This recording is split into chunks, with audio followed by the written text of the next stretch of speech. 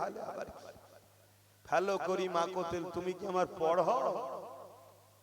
আমার ডাইরেক্ট কথা দিনের জন্য বলে যাব, যার ভাল লাগবে নেবে, না ভাল লাগবে না লাগবে আমি কি করতে পারি।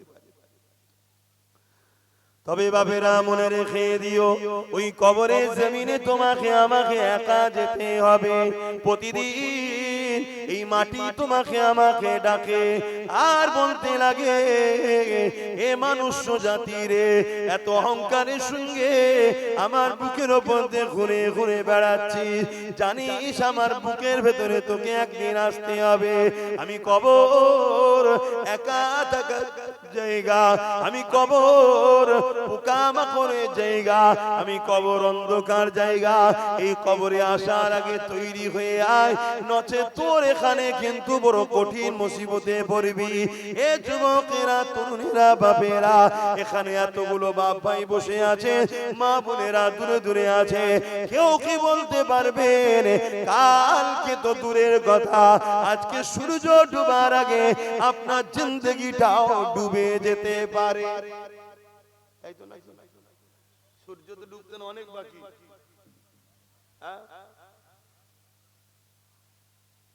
চারটে পর্যন্ত করার কথা, আসতে দেরি হয়ে গেছে, আর আধ ঘন্টা বলি 4:30। এখানে নামাজ পড়লেন কোন কি নামাজ পড়াবার একটা কাউকে রেডি করেন, এখানে একটা নামাজ পড়াবার কাউকে রেডি করেন। কেন আমি মুসাফির হালে আছি, না আমি পড়িয়ে দিতাম। একটা কাউকে রেডি করে করে রেডি থাকে, 4:30 এখানে নামাজ করে নেবেন। ওয়াক্ত আছে, ঘাবড়াবার কিছু নেই। আচ্ছা ঠিক আছে। তাহলে কবর প্রতিদিন তো আমাদেরকে ডাকছে, সেই কবরের কথা কি আমরা ভাবি? অথচ আল্লাহ পাক কোরআনের মধ্যে বললেন, ওয়াল তানজুরু নাফসুম মা কদ্দামাত লিগাদ, প্রতিটা নফসের উচিত পরকালে বেশি বেশি করে ভাবা কি হবে আমার পরকালে।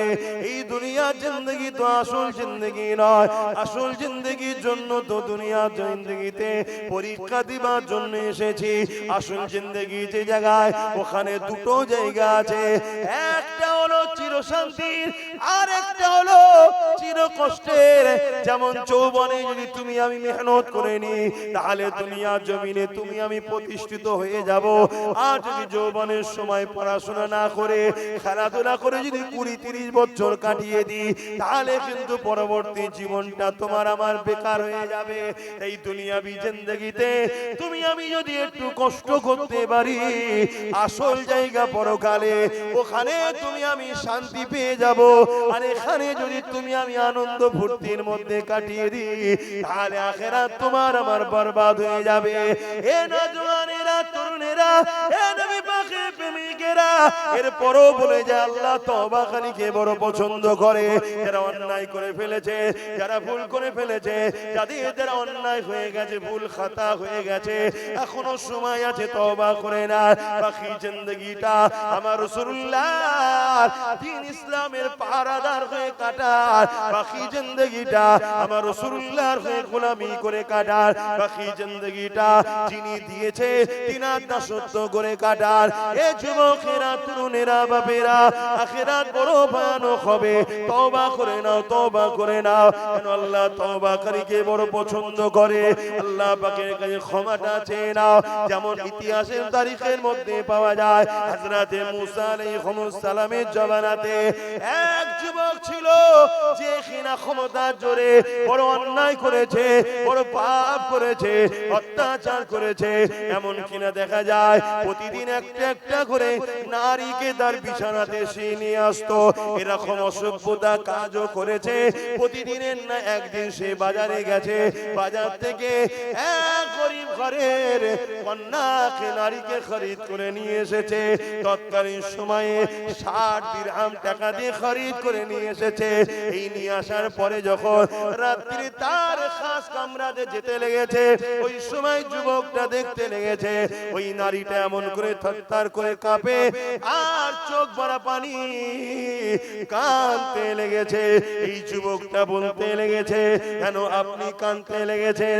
আপনি তো আমার থেকে অর্থ নিয়ে খুশি মনে এসেছে, আজ আপনি কেন কাঁদছেন?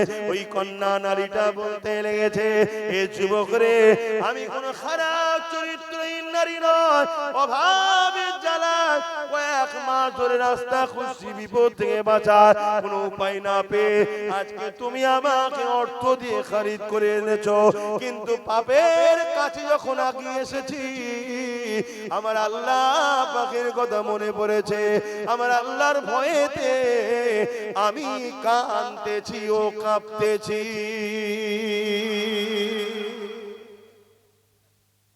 আল্লাহকে ভয় করো যুবক, আল্লাহকে ভয় করো। আমি আবার একবার ঘুরিয়ে বলছি, নিজের যদি গুনাহ করো, নিজের যদি ক্ষতি করো, পাপ যদি হয়ে যায় মাপ আছে, দিনের ক্ষতি করো না, দিনের দুশমনদেরকে সহযোগিতা করো না। আমি ধর্মগুরু, আমি কোন রাজনীতির নেতা হয়ে প্রচার করতে আসিনি, কথা মাথায় ঢুকছে? তাই আমার ধর্মের যারা দুশমন তাদেরকে সহযোগিতা করো না। কোন একটা বাড়িতে যদি আপনার গ্রামে চুরি হয়, আর চুরিটা হয়েছে মই লাগিয়ে ছাতে উঠে ছাতের দৌড় কেটে ঢুকেছে, এইভাবে চুরি হয়েছে,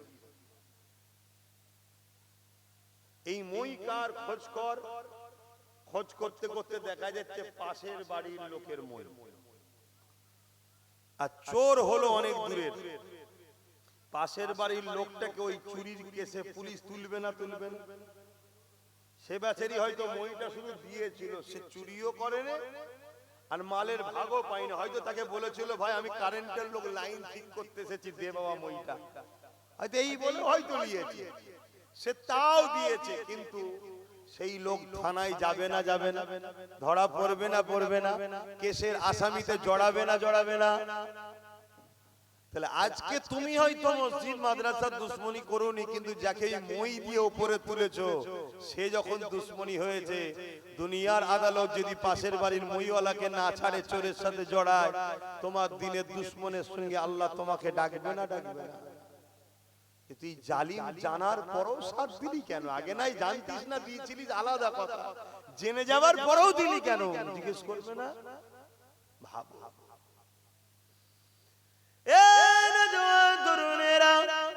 এই যুবকটা যখন ওই মেয়েটার মুখ থেকে, ওই বান্দির মুখ থেকে যখন এই খবরটা শুনলো, আল্লাহর ভয়ে সে কাঁপতেছে, আল্লাহর ভয়ে সে কাঁদতেছে। এই যুবকটার মধ্যে একটা অনুশোচনা তৈরি হলো, আরে আমি এত ধনী, আল্লাহ আমাকে এত অর্থ দিয়েছে, এত কিছু দিয়েছে, এরপরও আমার উচিত আল্লাহকে বেশি ভালোবাসা, এরপরও উচিত আল্লাহ সঙ্গে মহাব্বত বেশি করা, তা না করে আমি আল্লাহ নাফরমানি করে বেড়াই। আর এই মেয়েটা এত গরিব হওয়ার পরও আমার আল্লাহকে কত ভালোবাসে, আমার আল্লাহকে কত ভয় করে, সে কিনা কোনোদিন পাপ করেনি, না ছাড়ে এসেছে, এরপরও সে কাঁদতে লেগেছে।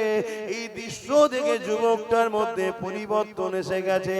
ওই যুবকটা ওই মেয়েটাকে বলতে লাগলো, এ মহিলা, আজ থেকে আমি তোমাকে বোন বলে সম্বোধন করলাম, তোমাকে আর অর্থ ফিরিয়ে দিতে হবে না, আমি তোমার সঙ্গে কোনো পাপ কাজে লিপ্ত হব না। তবে হ্যাঁ, একটা কথা বলবো, আমি তোমাকে সাক্ষী রেখে তওবা করতে চাই, আমি জনমের মতো পরিবর্তন হতে চাই, আর কোনোদিন শরাব পান করব না, আর কোনোদিন নোংরা কাজ করব না। এ আল্লাহর বান্দি রে, তুমি আমার জন্য সাক্ষী থেকে যাও। ওই মেয়েটার সামনে সাক্ষী রেখে ওই যুবকটা তওবা করে নিল, আল্লাহর বান্দিটা চলে গেল। এই যুবকটা রাত্রে কান্না শুরু করলো, ও রাব্বি আল্লাহ, কত অন্যায় করেছি, কত ভুল করেছি, কত পাপ করেছি, আজ আমি তওবা করলাম, আপনি কি আমাকে ক্ষমা করে দেবেন, মাফ করে দেবেন? এইভাবে কাঁদতে কাঁদতে কাঁদতে কাঁদতে গভীর রাত হয়ে গেছে। আরে ছেলেটা কাঁদতে কাঁদতে কখন বিছানাতে পিঠ দিয়ে শুয়ে পড়েছে। সূর্য উঠেছে, লোকেরা সবাই উঠতে লেগেছে, সূর্য উঠেছে, লোকেরা সব প্রতিবেশীরা উঠতে লেগেছে, সবাই ওই বাড়ির দিকে তাকিয়ে রয়েছে। সবাই জানে গ্রামের এই ঘরের যুবকটা বড় ক্ষমতাশালী, বড় অর্থশালী, বড় নোংরা ছেলের বিরুদ্ধে কেউ কিছু বলতে পারে না। তাই সবাই অপেক্ষা রয়েছে, না জানি আজকে আবার কোন মহিলা সর্বনাশ করলো। কিন্তু ঘরের দরজার গোড়ায় যারা আগিয়ে এসে যাবার পথ দিয়ে দেখতে লেগেছে ঘরের দরজায় গায়েবী ভাবে লেখা হয়ে গেছে গত রাত্রে যুবকটা আল্লাহ পাকের কাছে তওবা করে নিয়েছে। আর আমার আল্লাহ তওবাকারীকে বড় পছন্দ করে, আমার আল্লাহ এর গুনাহ মাফ করে দিয়েছে। এর জানাজা যারাই মরবে আমার আল্লাহ পাক তাদেরও গুনাহ মাফ করে দেবে। অর্থাৎ ওই যে কাঁদতে কাঁদতে ঘুমিয়েছে ওই ঘুমটা ঘুম আর ছিল না, ওই ঘুমটা যুবকের জন্য মওত হলো। ওই যুবকটা কত সৌভাগ্যবান, মরণের আগে তওবা করে নিল, আল্লাহ তাকে মাফ করে দিল। আমি কখন মরবো আমি জানি, বলো আপনারা জানেন? আপনি কখন মরবেন কেউ জানে? কালকের অপেক্ষা নয়, আজকেই তওবা করুন। আসর থেকে নামাজ আর কাজা নয়, আজকেই তওবা করুন যে আর কখনো খারাপ রাস্তায় নয়। যদিও হয়ে যায় সঙ্গে সঙ্গে আবার তওবা করুন। শুনছেন তো? আবার যদি তওবা করার পরে আবার হয়ে যায় আবার তওবা করুন। কিন্তু তওবার সময় নিয়তটা যেন পাকা থাকে, কেন আল্লাহ অন্তরের খবর জানে। শুনছো তো ভাইরা? আল্লাহ অন্তরের খবর জানে। রাসূল পাক সাল্লাল্লাহু আলাইহি ওয়াসাল্লামকে সাহাবারা জিজ্ঞেস করছেন, হুজুর যদি তওবা করে আবার যদি পাপ করে আবার যদি তওবা করে কতবার? আল্লাহ নবী বললেন যতবার তওবা করবে বান্দা আল্লাহ পাক ততবার ক্ষমা করবে। জোরে বলুন সুবহানাল্লাহ। কত দয়ালু আল্লাহ, সেই আল্লাহ ছেড়ে দিয়ে যুবক আমরা দূরে আছি। আমি বলতে আবার বাধ্য হচ্ছি, তোমাদের ওই বাঁশটা দিবার কারণ কি মনে হচ্ছে? ওই বাঁশটা দিবার কারণটা কি মনে হচ্ছে? এইটুকু বিবেক বুদ্ধি জ্ঞান আল্লাহ দেয়নি? ওই বাঁশটা দিবার কারণ হচ্ছে ওইদিকে সরষে চাষ করেছে যাতে চাষের ক্ষতি না হয়। কিন্তু উলামাদেরকে যারা দুনিয়ায় ভালোবেসেছে, হাক্কানি উলামা যারা দ্বীনের জন্য লড়াই করেছে, আল্লাহ তাওহীদের জন্য, আল্লাহর নবীর রিসালাতের জন্য, ইনসাফের জন্য, মানবতার জন্য, আল্লাহর সৃষ্টির জন্য যে উলামারা লড়াই করছে, এই উলামাদের যারা সাথ দেবে কিয়ামতের দিন তারা তাদের সাথে জান্নাতে যাবে। জোরে বলুন সুবহানাল্লাহ। খুব ভালো করে বোঝে। আমার রাসূল বলছে তোমরা যদি আল্লাহর দয়া পেতে চাও তাহলে আল্লাহর সৃষ্টির উপরে দয়া করো। তোমরা যদি আল্লাহর দয়া পেতে চাও আল্লাহর সৃষ্টির উপরে দয়া করো।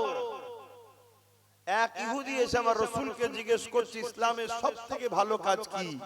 আল্লাহ নবী বলছেন খোদার্থকে খানা খাওয়ানো। জোরে বলুন সুবহানাল্লাহ।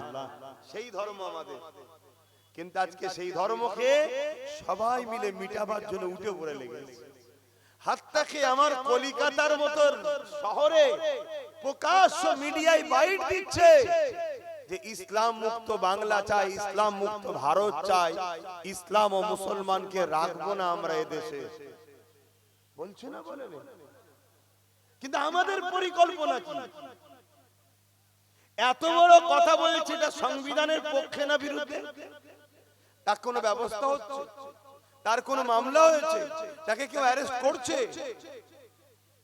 তাহলে বুঝতে হবে এদের কথাকে তারা সাপোর্ট করছে যারা ক্ষমতার আসনে বসে আছে। এই জায়গায় আমাদের ভূমিকাটা কি? আমরা না আল্লাহর গায়েবী সাহায্যের আশায় আছি, না নিজেরাও কমসে কম ডিফেন্সের জন্য প্রস্তুত হয়ে আছি। কি যে আমাদের মনের আশা জানি না। আর আমাদের ঘরে এইগুলো জন্ম হয়েছে, আমাদের জন্য এদেরও কপালটা ফাটছে। প্রত্যেকে তার বাচ্চার ভবিষ্যৎ ভাবছে, আমরা আমাদের বাচ্চার ভবিষ্যৎ ভাবি না। যে আমাদের সময় যদি এত ভয়ানক ঘোষণা হতে পারে তাহলে আমাদের বাচ্চাদের সময় কি হবে একবার ভাবছি না। আর যদিও বা আব্বাস সিদ্দিক একটু ভেবেছে আমারই কওমের এক শ্রেণীর মানুষ, আমাকে তো গালি গালাজ দিতে কিচ্ছু আর বাদ দেয়নি, বাপ মা তুলে সব দিন রাত গাল দিচ্ছে। আবার আমার কওমের মধ্যে অনেকে আবার যাতে এক না হয়ে যায় এটাকে আবার ডিভাইড করার জন্য পরিকল্পনা করছে। চলো আল্লাহর খুশির জন্য চেষ্টা করছি, বাকিটা আল্লাহর ফায়সালা। তবে বাবেদের মায়েদের যুবকদের বলে দিয়ে যায়, দুনিয়াতে আল্লাহ পাক ছাড় দিয়েছে ছেড়ে কিন্তু দেয়নি। একটা দিন আল্লাহ পাক তোমাকে আমাকে উঠাবে, ওই দিনটা হবে ময়দানে মাশর, যে দিনে আল্লাহ পাক জিবরাইল আলাইহিস সালামকে বলবে, এ জিবরাইল আমার জাহান্নামকে নিয়ে এসে আমার আরশের পাশে বেঁধে দাও। হযরত জিবরাইল আলাইহিস সালাম চলে যাবে, জাহান্নামকে নিয়ে এসে আরশের পাশে বেঁধে দেবে। ৭০,০০০ জিনজিল দিয়ে আল্লাহ পাকের জাহান্নামকে বাঁধা হবে। এক একটা জিনজিলে ৭০,০০০ করে ফেরেশতা ধরে রাখবে, তথাপিও জাহান্নামকে ধরে রাখতে পারবে না। জাহান্নাম লম্বা লম্বা জিহ্বা বার করে গুনাহগার উম্মতিদেরকে ধরতে যাবে। এ যুবকের এই দিনটা তো কঠিন দিন হবে, যে দিনেতে বাপ নিজের ছেলেকে জমিনে শুইয়ে তার বুকের উপরে পা দিয়ে দাঁড়িয়ে যাবে, যে দিনেতে ছেলে তার বাপকে জমিনে শুইয়ে তার বুকের উপরে পা দিয়ে দাঁড়িয়ে যাবে, যে দিনেতে মা মেয়ের বুকের উপরে পা দিয়ে দাঁড়িয়ে যাবে, মেয়ে নিজের জনম দুঃখিনী মাকে জমিনে শুইয়ে দিয়ে তার বুকের উপরে পা দিয়ে দাঁড়িয়ে যাবে। এক কথাই যার উপরে যার জোর চলবে তাকে জমিনে শুইয়ে দিয়ে তার বুকের উপরে পা দিয়ে দাঁড়িয়ে যাবে। সাহাবা হুজুররা বলতে লাগলে, ইয়া রাসূলুল্লাহ হাবিবাল্লাহ, এই রকমটা কেন হবে? আল্লাহ নবী জানিয়ে দিলেন, বাবা সাহাবারা, লোহা যেমন আগুনে দিলে পুড়ে পুড়ে লাল হয়ে যায়, সূর্য সেদিন মাথায় রাখবে, দেখতে লেখা তো করে আল্লাহ নামিয়ে দেবে। সূর্যের 12 গুণ তাপ আল্লাহ বাড়িয়ে দেবে। এই সূর্যের তাপেতে জমিনটা পুড়ে পুড়ে লাল হয়ে যাবে, এই জমিনে দাঁড়াতে পারবে না। এই যার উপরে যার জোর চলবে তাকে জমিনে শুইয়ে তার বুকের উপরে পা দিয়ে দাঁড়াবে। কি হবে এই দিনে যুবক? ভাবো, তোমার কোন দাদা এদিন তোমাকে বাঁচাবে? তোমার কোন দিদি এদিন তোমাকে বাঁচাবে? কেন তারাতে গে থেকে কনফার্ম টিকিটে জাহান্নামের লাইনে থাকবে, তারা তো তোমার আমার কাতারও তাকে থাকবে না। তাহলে এই দিনে তোমার আমার কি হবে? এই দিনে যখন আল্লাহ জিজ্ঞাসা করবে, এ বান্দারে হাত দিয়েছিলাম আমি, আমার জন্যই হাতে কি করেছি বল? বান্দা পা দিয়েছিলাম আমি, এই পায়ে আমার রাস্তায় কখন কতটা হেঁটেছি বল? আমার জন্য কি করেছি বল? বান্দারে জবানে কথা দিয়েছিলাম আমি, এই জবানের কথা নিয়ে আমার জন্য কি বলেছি বল? এ আমার বান্দারে চোখে রোশনি দিয়েছিলাম আমি, এই চোখে রোশনি নিয়ে তুই আমার জন্য কি দেখেছি বল? বান্দারে জিন্দেগি দিয়েছিলাম আমি, যৌবন দিয়েছিলাম আমি, তাকত দিয়েছিলাম আমি, জমিন আমার ছিল, আসমান আমার ছিল, গাছ তুই লাগাতিস, ওই গাছকে বাঁচিয়ে সরষের ফুল ফুটিয়ে ফসল ধরিয়েছিলাম আমি। এ বান্দারে আমার জন্য কি করেছিস বল? কি উত্তর দেবেন বলেন? আমরা আল্লাহর জন্য কি কি করেছি? কিন্তু আমার কওমের মানুষ ইচ্ছা করে হোক আর অইচ্ছাকৃত হোক আল্লাহর দ্বীনের দুশমন হয়ে দাঁড়িয়ে গেছি আমরা। ইচ্ছা করে হোক আর অইচ্ছাকৃত হোক, জেনে বুঝে হোক বা না জেনে হোক, আমাদেরকে জালিমরা যাদের জন্য আমরা সব করেছি তারাই আজকে আমাদের কাছ থেকে আল্লাহ ছেড়ে দিয়েছে, রসুল ছাড়িয়ে দিয়েছে, তারাই আজকে আমাদের ঘরে এমন একটা জায়গায় নিজে দাঁড় করিয়ে দিয়েছে। আমরাই আমাদের অখাপের দুশমন, মসজিদ মাদ্রাসার দুশমন, আমরাই বড় দুশমন হয়ে দাঁড়িয়েছি। কেন? যে শক্তি দ্বারা ওরা আমাদের মসজিদ মাদ্রাসা মিটাচ্ছে, ওই শক্তিতে ওদেরকে শক্তিশালী আমরাই করেছি। কথা বলুন, ভুল বলছি? তাহলে মূলত কেউ মসজিদ মাদ্রাসা ভাঙছে, কেউ মসজিদ মাদ্রাসার বিরুদ্ধে আইন করছে, কেউ মসজিদ মাদ্রাসার বিরোধী আইনকে সাপোর্ট করছে, আর তাদেরকে ক্ষমতায় আনার পিছনে আমাদেরই। তাহলে ওরা ডাইরেক্ট মসজিদ মাদ্রাসার দুশমন, আর আমরা ওদেরকে সহযোগী হিসেবে মসজিদ মাদ্রাসার দুশমন হয়ে গেলাম। কি জবাব দেবেন? আপনি কি ভাবছেন ওই দিন ওর বাবু ওই দিন দেখা যাবে খুনি গোলে মালে জাহেব করি দিগুদি হয়ে যাবে খুনি, এটা ভাবছেন না?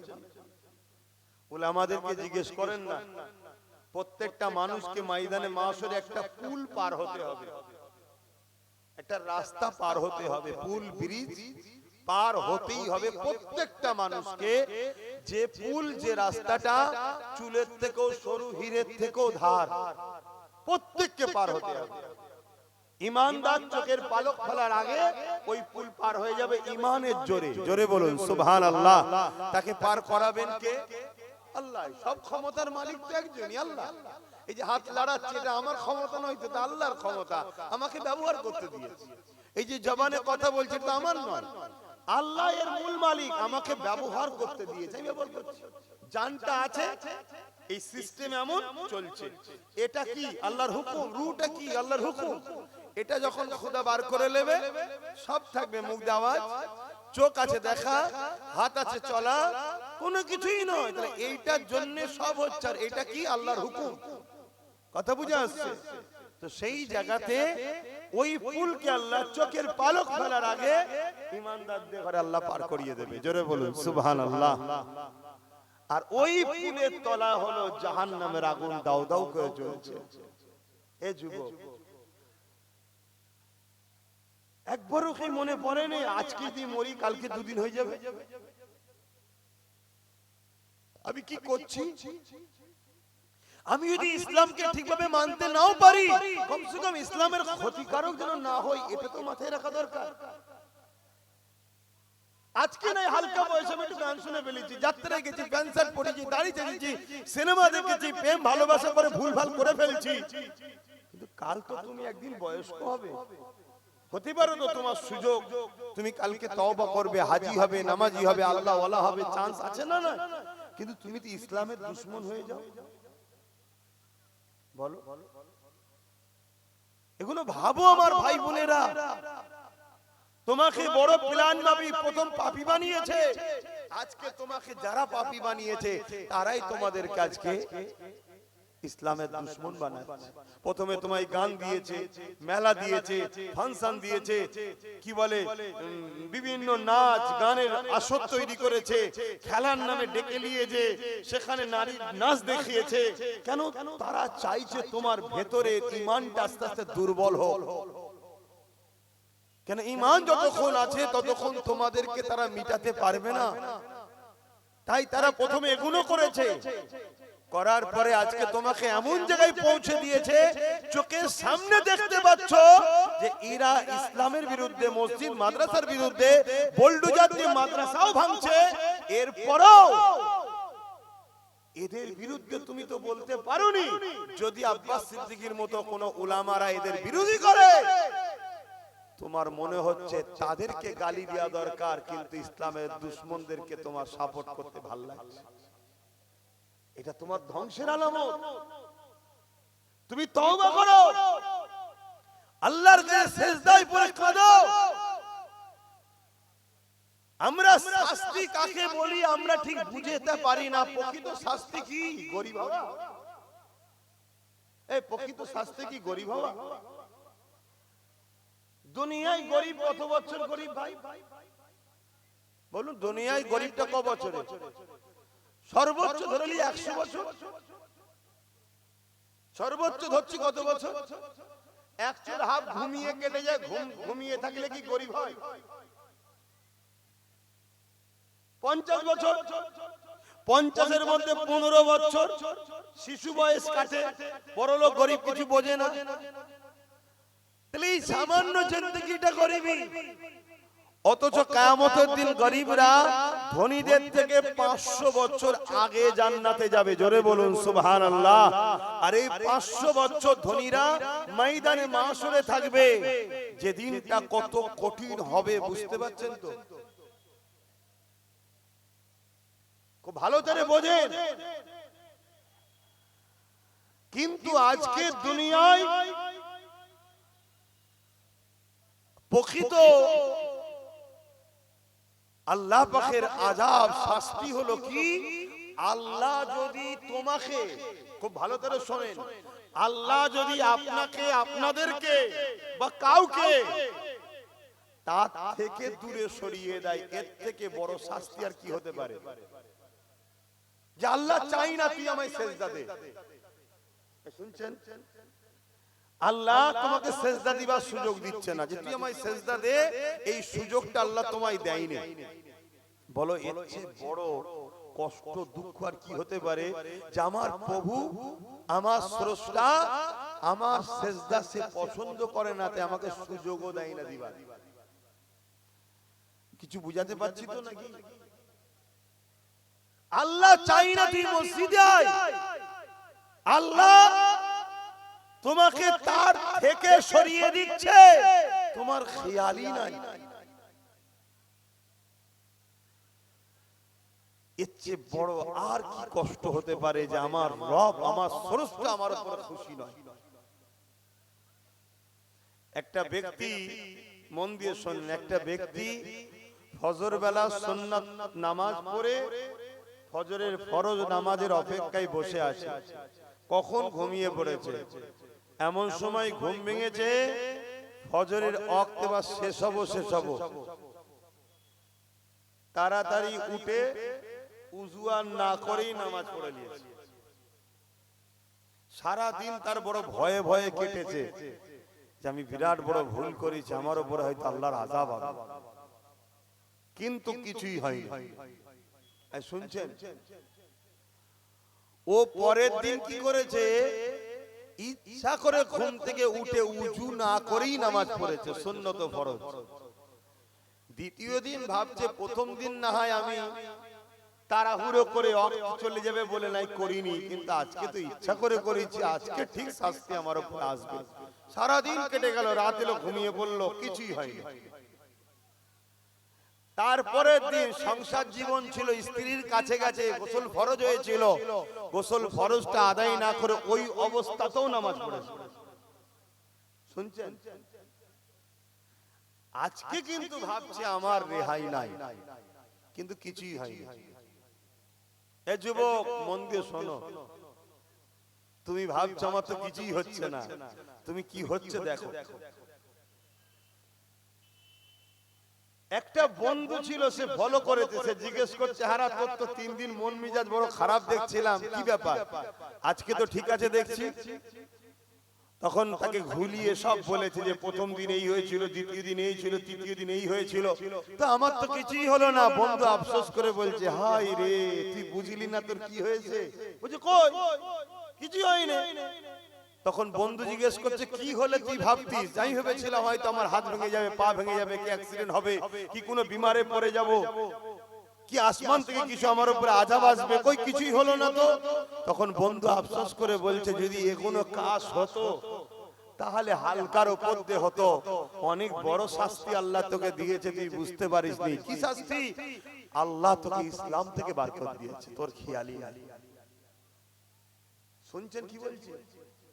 আমার কওমের ছেলে যুবক, তুমি ভাবছো আমি গান শুনছি, ফাংশনে যাচ্ছি, যাত্রায় যাচ্ছি, মসজিদের দুশমনদের সঙ্গে দল করছি, মাদ্রাসার দুশমনদের সঙ্গে যাচ্ছি, কই আমার তো কিছুই হচ্ছে না। আমি লোককে মারি, গরিবকে মারি, একে মাথা ফাটাই, ওর জমি দখল করি, আমার তো কই কিছুই হচ্ছে না। এমন তো নয়, আল্লাহ তোকে ইসলাম থেকে বার করে দিচ্ছে। আর যে ইসলাম থেকে বেরিয়ে যাবে তার কবরে ঢোকার সাথে 99টা সাপ দেবে, দুমুখো সাপ আসবে এবং তাকে সারা জীবন জাহান্নামে জ্বলতে হবে। আর একজন গুনাহগার যদিও জাহান্নামে ঢোকে, আযাব কাটার পরে একদিন না একদিন বেরিয়ে এসে আসবে, কিন্তু বেঈমান যে ঢুকবে, ইসলাম থেকে যে বেরিয়ে যে ঢুকবে, সে কোনোদিন আর জাহান্নাম থেকে বেরোতে। তোমার আমার কি একটু ভয় লাগছে না? হায় হায় হায়, যখন এসব গুলো দেখি, আলোচনা করি আর ভাবি আল্লাহ এরকম হয় কেন। আবার কোরআনে সূরা বাকারার কথা মনে পড়ে, যে আল্লাহ বলছেন খতামাল্লাহু আলা কুলুবিহিম, যাদের অন্তরে আল্লাহ মোহর মেরে দেয় তারা পরিবর্তন হবার নয়।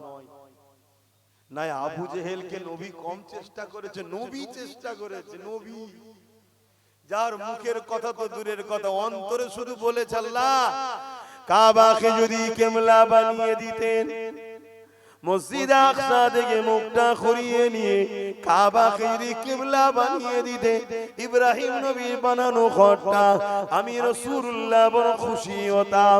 নামাজের মধ্যে হৃদয়ের মধ্যে শুধু ভেসে উঠেছে, আমার আল্লাহ জিবরাইলকে পাঠিয়ে দিল, এ জিবরাইল জলদি করে যাও আমার হাবিবকে যে জানিয়ে দাও আমি আল্লাহ আমার হাবিবের মনের আশাকে কবুল করেছে। দূরে কাত নামাজ পড়া হয়ে গেছে, এখনো দূরে কাত বাকি আছে, বাকি দূরে কাত আমার হাবিব যেদিকে খুশি আমি আল্লাহ বা সেদিকে খুশি। কাবার দিকে মুখ করে কিয়ামত পর্যন্ত এটাই কিবলা হয়ে গেল। যে রাসূলুল্লাহ মুখ দিয়ে বলেন অন্তরের মধ্যে উদিত হয়েছে, আল্লাহ সঙ্গে সঙ্গে নামাজের মধ্যে যে না 4 রাকাত হয়ে যায় পরে রক্ত থেকে হবে খলি, না না না বন্ধু তুমি যখন চেয়েছো এখনি কিবলা বানিয়ে দিলাম। সেই রাসূলুল্লাহ আবু জেহেলকে কত বুঝিয়েছে, কত পরিবর্তনের জন্য চেষ্টা করেছে, কিন্তু আল্লাহ জানিয়ে দিয়েছে হাবিব যার অন্তরে আমি মোহর মেরে দিয়েছি সে কখনো পরিবর্তন হতে পারবে না। এ যুবক পরিবর্তন হও গো, তওবা করো, চেষ্টা করো, আল্লাহর কাছে সিজদায় পড়ে কাঁদো, ও রাব্বি আল্লাহ কেন আমি গান শুনতে চলে যাই, কেন আমি ফাংশনে চলে যাই, কেন আমি নামাজ থেকে দূরে থাকি, কেন আমি গান শুনি ভুল রাস্তায় যাই, ও রাব্বি আল্লাহ কেন আমি জালিমদের সঙ্গে দল করে ফেলেছি, এখনো কেন মন যাচ্ছে তাদের সঙ্গে যাবার, এখনো কেন মন যাচ্ছে হারাম অর্থের দিকে। এইভাবে আল্লাহর কাছে পানা চাও, সাহায্য চাও, কেননা আজ যদি তুমি সাহায্য না চাও, পানা যদি না চাও, মনে রেখে দিও ভাইদান ময়দানে মাশরটা বড় ভয়ানক হবে, যেদিনে তোমার পাশে কেউ দাঁড়াবার থাকবে না, ওই দিনে তোমার ফের কথা বলারও কেউ থাকবে না, ওই দিনে কারো কোনো জোর চলবে না। আমার আল্লাহ শুধু বলে দেবে যাও তোমাকে আমি জান্নাতি করে দিলাম, রুকারও কেউ থাকবে না। আর যাকে বলবে যাও তোমাকে জাহান্নামী করে দিলাম, ওই জায়গাতে কোনো রকম আর গুঞ্জাইশ শুনবে না। পা দুটো আসমানের দিকে করে জমিনের দিকে পা করে দিয়ে মাথা করে দিয়ে ঘিসড়ে ঘিসড়ে জাহান্নামে নিয়ে যাওয়া হবে। এ যুবক আল্লাহকে ভয় করো। আল্লাহ রাসূল বললেন আখিরি জামানায় একটা দিন আসবে আমার উম্মতরা প্রচুর মার খাবে। শুনছো তো আমার যুবক, এই ভাইরা শুনছো তো নাকি? আল্লাহ নবী বললেন একটা সময় আসবে আখিরি জামানায় আমার উম্মতরা প্রচুর মার খাবে।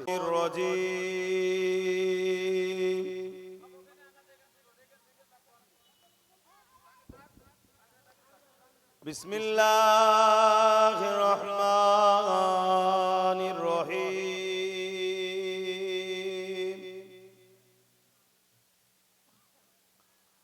আলহামদুলিল্লাহ আলহামদুলিল্লাহি নাহমাদুহু ওয়া নাস্তাঈনুহু ওয়া নাস্তাগফিরুহু ওয়া নু'মিনু বিহি ওয়া নাতাওয়াক্কালু আলাইহি ওয়া নাউযু বিল্লাহি মিন শুরুরি আনফুসিনা ওয়া মিন সাইয়্যাতি আ'মালিনা।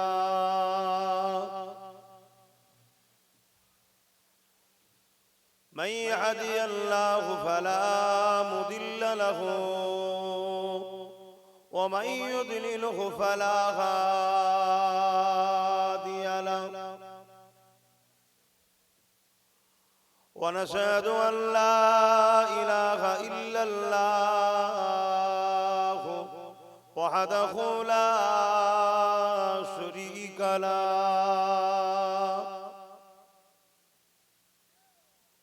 ونشهد أن سيدنا وحبيبنا ومولانا محمدا عبده ورسوله.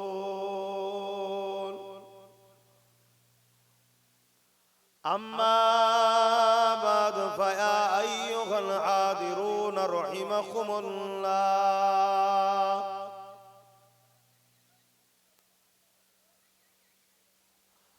قال الله تعالى في كلام المزيد والفرقان الحميد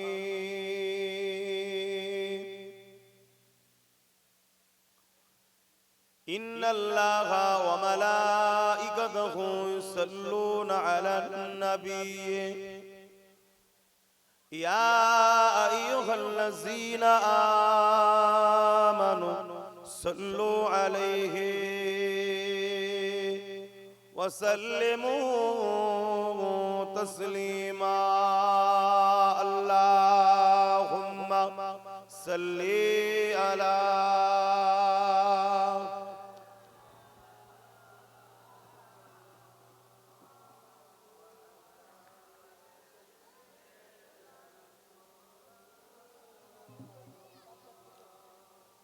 একটা মুরব্বী বাপ দেখছি ওই কি বলে হুইল চেয়ারে বসে আছে, নিচুই নেবে। আর আমার জন জন ছেলেগুলো দেখুন এখনো অনেকে রাস্তায় আছে। একটা হলো দরদ মহব্বত, আর একটা হলো কোন রকম না থাকলে নয় মুসলমান, তাই দুটো এক নয়। ধানের মতো দেখতেই একটা জিনিস আছে যেটাকে সবাই বাদ দেয়, ওটার নাম কি জানো? কেন বাদ দেয়? ওর ভেতরে অরিজিনাল মালটা নেই, বাকি সব আছে। তো মুসলমানের মধ্যে একদল মুসলমান আছে দেখতে পুরো ধানের মতো, ভেতরে অরিজিনাল মাল ঈমানটা নেই। কি বলছি শুনছেন? ঈমান ধর্মের উপরে মহব্বত নিয়ে আসে, ঈমানি ধর্মের উপরে টান নিয়ে আসে, ঈমানি কোরআন সুন্নাহর উপরে টান নিয়ে আসে। ঈমান আমাকে এই দিকে আকর্ষণ করে। দেখছি মুরব্বী মানুষকে দেখছি, সেই বেচারি ঠেলা গাড়ি ওই কি হুইল চেয়ার বলে, তাতে করে নিচুই নেবে এসে। আর আল্লাহ আমাদেরকে সুস্থ ভালো রেখেছে। আমরা অনেকে এসেছে, কি বলেন, অনেক যুবক ছেলে এসেছে তো, কিন্তু এখনো কিছু ছেলে তাদের কিন্তু আগ্রহ নেই। অ্যাকচুয়ালি আমাদের বলাটা দায়িত্ব, ওলামাদের বলা দায়িত্ব, আমরা দায়িত্ব পালন করছি। কেউ যদি না আসে, আমাদের যারা এসেছে আমাদের কোনো অসুবিধা আছে কি? কোনো অসুবিধা নেই। এই দুপুরবেলা এই যে লোক দেখছেন, অহংকার করছি, এটা আল্লাহর অশেষ রহমত ছাড়া আর কিছু নয়। অন্য সময় তো এরকম মানুষ জলসায় আজকাল বসে না, এটা আবার দুপুর বেলায় বসে পড়েছে। তারপরেও বোঝানোর উদ্দেশ্য এটাই, 10টা ছেলে যদি খারাপ হয়, 50টা ছেলে যদি সেই খারাপ ছেলের সঙ্গে মেশে, একদিন এই 50টার মধ্যে থেকে 10টা হয়তো ভালো ঠেকবে, 40টা আবার খারাপ হবে। এজন্য প্রত্যেকেই চাইবে যে আমি আমার ছেলেকে খারাপ ছেলের সঙ্গে মিশতে দেব না।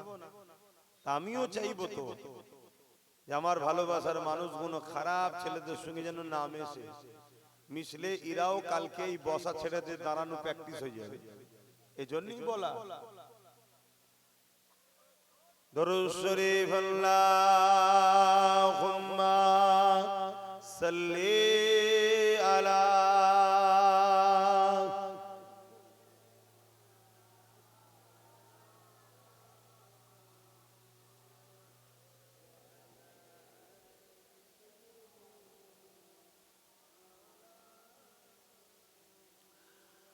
पैगंबरों का रोज़ा दिखा दे खुदाया, दरे मोदद से मिला दे खुदाया, शराबे पिला दे खुदाया, पैगंबरों का रोज़ा दिखा दे खुदाया।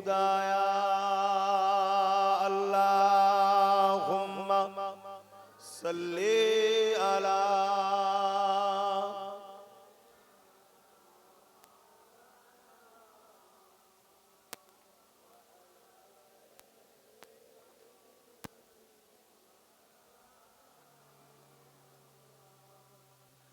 मदगारे जिसी का रसूले खुदा हो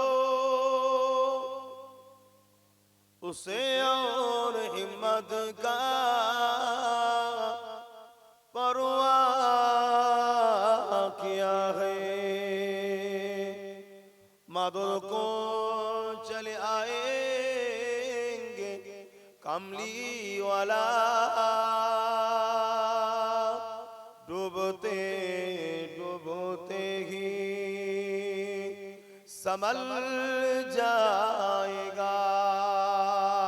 अल्लाहुम्मा सल्ली अला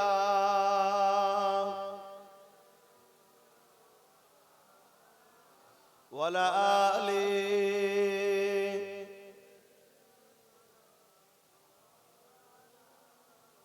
कलमे ला इलाहा इल्लल्लाह ला इलाहा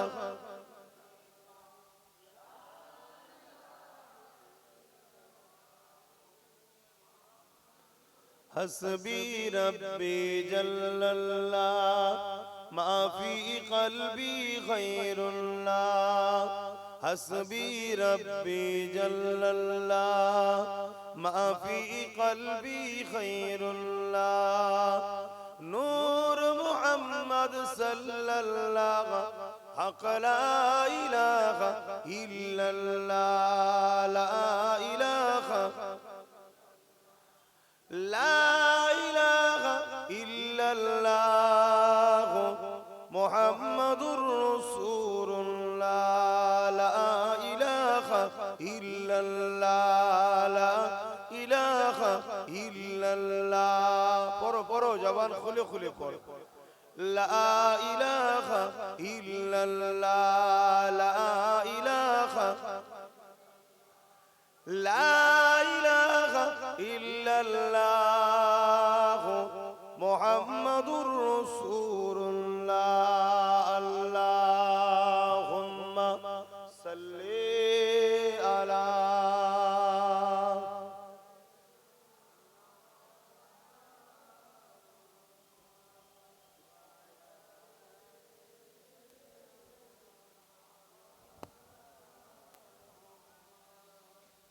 وقال الله تعالى في كلام المجيد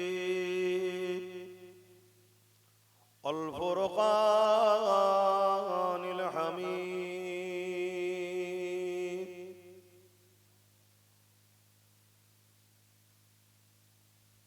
قل إن كنتم تحبون الله فاتبعوني يحببكم الله ويغفر لكم ذنوبكم والله غفور رحيم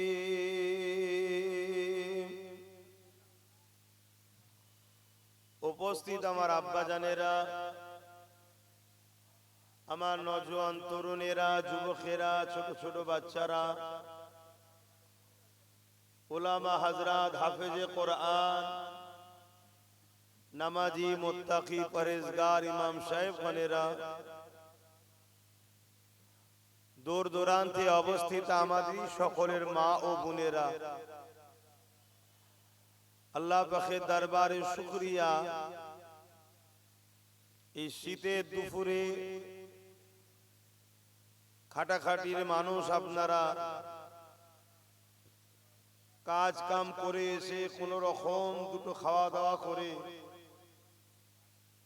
একটু শীত ঘুম বিছানায় পিঠ না দিয়ে আপনারা জান্নাতের বাগানে এসে বসেছেন। আল্লাহ যে আপনাদেরকে নিয়ে এসে বসার তৌফিক দিয়েছেন, তাই সকলে একটু জবান খুলে মহান স্রষ্টা শুকরিয়া আদায় করে বলি আলহামদুলিল্লাহ। হয়তো একটু বিছানায় পিঠ দিলে একটু আরাম হতো, কিন্তু মনে রাখবেন এই জান্নাতের বাগানে কি হলো? মাইকে সমস্যা হচ্ছে কেন? এই জান্নাতের বাগানে বসার দরুন আল্লাহ আমাদের ছোট ছোট গুনাহগুলো মাফ করে দিয়ে থাকেন। জোরে বলুন সুবহানাল্লাহ। আল্লাহ নবী আরো বলেছেন, যেখানে কোরআনের মাহফিল দেখবে, দ্বীন ইসলামের মাহফিল দেখবে, সাহাবা হুজুরদের বলেছেন ওটা হলো জান্নাতের একটা টুকরা বাগান, ওখানে গিয়ে তোমরা বসবে। সাহাবা হুজুররা জিজ্ঞেস করলেন বসলে কি হয়? আল্লাহ নবী বললেন, আমার আল্লাহ তাদের উপরে রাজি ও খুশি হয়। জোরে বলুন সুবহানাল্লাহ। হয়তো ঘরে থাকলে একটু বিছানায় পিঠ দিলে জানটা আরাম হতো, কিন্তু এখানে বসে আল্লাহকে রাজি খুশি করতে পেরেছি। আর আমার আল্লাহ যাকে যত পরীক্ষা নেবে, ভালোবাসবে, তাকে দুনিয়ায় কিন্তু তত বেশি কঠিন পরীক্ষাও নেবে। এটা নিয়ম। আপনি ভাববেন না এমনি এমনি জান্নাত পেয়ে যাব। আপনি ভাবছেন না কি এমনি এমনি আপনারা ইসলাম পেয়ে গেছেন? অনেক ঝড়, অনেক বাধা, অনেক পাহাড় অতিক্রম করে আজ আপনাদের এলাকায় ইসলাম এসেছে। আর আমার আল্লাহ পাকের সিস্টেমই এটা।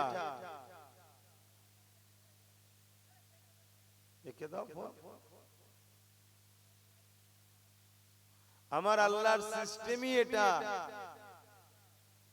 আল্লাহ যাকে যত ভালোবাসে তাকে তত বেশি কঠিন পরীক্ষায়, কঠিন কাজে, কঠিন মুসিবত দিয়ে আজমায়, পরীক্ষা নেয়। প্রত্যেকটা নবী আলাইহিস সালামকে আল্লাহ পরীক্ষা নিয়েছে। এমনি এমনি তারা কামিয়াবি হয়নি।